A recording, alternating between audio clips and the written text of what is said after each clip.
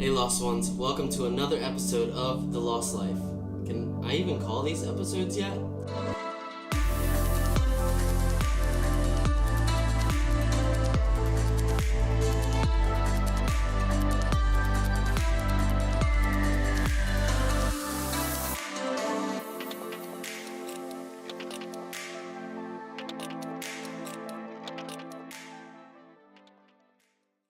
Vlog, episode, whatever you want to call it. This video is a really special video to me, at least. Why, you might be wondering? Maybe? Well, it's a special video to me because right now I'm in New Zealand, land of the long white cloud, Aotearoa, hopefully I pronounced that correctly, and my first ever country I visited outside the US. Whew, that was like a Daenerys Targaryen introduction. Anyways, yes, that's right. New Zealand stole my travel virginity, gently I might add. Well, there was some rough bits, but we'll get to that another time. And after 7+ years, I finally returned to where all these crazy adventures began. And now I finally have a moment to breathe and tell you all about it. I've been in New Zealand for nearly a month now, and I've been on a non-stop crazy adventure, doing all sorts of things like, hold on, this is gonna take a deep breath. Hiked, biked, bounced, zipped, fallen, struggled, swam, kayaked, four-wheeled, sneezed, sailed, frolicked, caved, jet-boated, and cloud punched my way across the country. Those aren't even the right terms for half of the things I've been up to, whatever you want to call them, but I've been up to a ton of stuff and heaps more. That's some Kiwi slang for you. So how did all this vagabonding begin? Especially in a country like New Zealand, where I'm not saying it's a bad place to start, but it's quite far away from the United States for a first country ever. Flashback to 2011, Ryan. Miserable and depressed is putting it lightly. I was working a job that I hated, and then drinking all of my money away that I made because I hated my job, and then I had to work more because I spent all my money drinking because I hated my job. I will say that it was a pretty shit cycle. I had just received a small settlement from a drunk driver that hit me when I was living in California. I will say it was very small, and I was probably going to spend it on something useless and shiny. Then I started talking to a friend that just returned from a country called New Zealand. At the time I was like, New Zealand? Where is New Zealand? Or I probably said something along the lines of, what's New Zealand?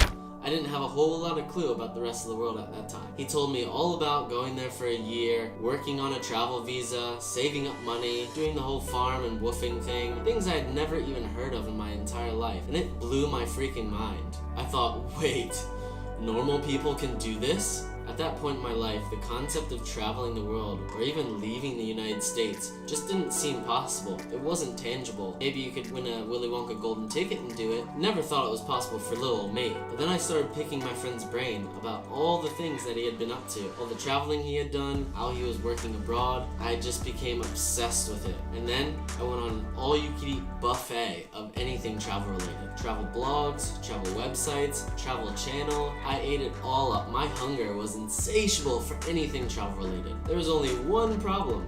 I didn't have a passport. No! I didn't even have a clue as how to get a passport. I didn't have a passport like most of the United States doesn't have a passport.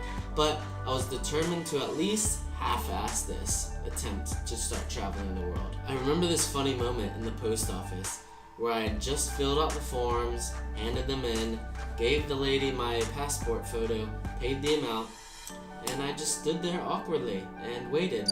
Can I help you with anything? What else do I need to do? What do you mean, what else do you need to do? Well, what else do I need to do to get a passport? And she just straight up looked at me and said, nothing. Apparently I just had to wait 4 weeks and it would show up like magic in my mailbox. I was like, what? It can't be that easy. I thought I was gonna at least have to fight a mythical beast, win some kind of contest, go through a gauntlet, blades and fire and everything. I thought it was going to involve a lot more than just handing in a form. Nope, it was just something that would come in the mail. Then I had the ticket to a whole new world. A whole new... I'm not gonna sing for you, sorry. Needless to say, a few happy dances, then I had my ticket to the world. Right after that, I booked into a program called Bunoc, which helped me through all the forms, the visas, gave you an address abroad, and would help you find jobs. And then I said goodbye to family and friends, hopped on a train out to California, flew from California, and landed in New Zealand. 7 years later, here I am. Okay, it wasn't that easy, and it wasn't smooth sailing at all. Trust me.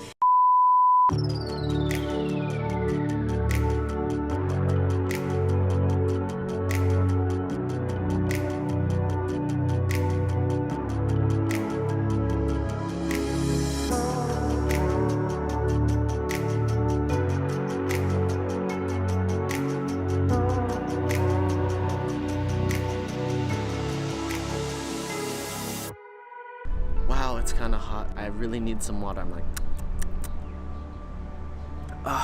so much better. Now we can talk. Alright, so you may have noticed I've changed places, and that's because A, I ran into battery issues and overheating issues, and I've had to restart this whole thing. But B, now I figure it's best to tell the story about how I started traveling in one of the first things I saw in Auckland, Albert Park. So boarding that plane for the first time, I was probably all sorts of bojangles in the legs, wobbling all the way down the boarding ramp, and I even thought about just not going. I was terrified. What if I arrived and I couldn't find work, I ran out of money, I couldn't make any friends, and worst, what if I actually didn't like traveling? And I came crawling back, proving all the naysayers right. So that was a whole lot of weight on my shoulders just before the trip. And of course, sitting next to a guy that was terrified of flying, and a behemoth of a man who was shaking the whole time on the flight and threatening to Hulk out, that definitely didn't help my fears at all. But I still stepped on that plane, and it was the absolute best decision I've ever made in my entire life. I couldn't have even imagined the moments that I'd be having, the adventures I'd be having, the places I'd go, and the awesome people that I'd meet along the way. Yeah, it's happened. It is my life now. And even though I couldn't imagine this would happen, even as a little kid with all the imagination I had, I can't imagine a life without travel now. But in reality, I couldn't have done it without all of my friends, all of my family, all the people I've met along the way, and everyone in here in this little box for supporting me along the way, following the blog and the Instagram and the photos and encouraging me and just giving me the confidence to keep going, because that's what I didn't have when I started, the confidence that it was the right decision and that the world wasn't going to fall apart. And I just wanted to say thank you. Thank you for coming along with the journey, inspiring me to keep going and keep doing what I love as well, because your support helps me keep going and makes it enjoyable. So do what you love. Believe in yourself, chase those dreams, and don't listen to anyone that says otherwise. And if you're digging the videos, I hope you'll subscribe, leave a comment and just say hi, share your story if you're traveling or if you want to travel or whatever else you're up to. And above all else, I hope you have a stellar day. Thank you for coming along. Thank you for watching. You were saying? Fuck off, Siri. I mean, to put it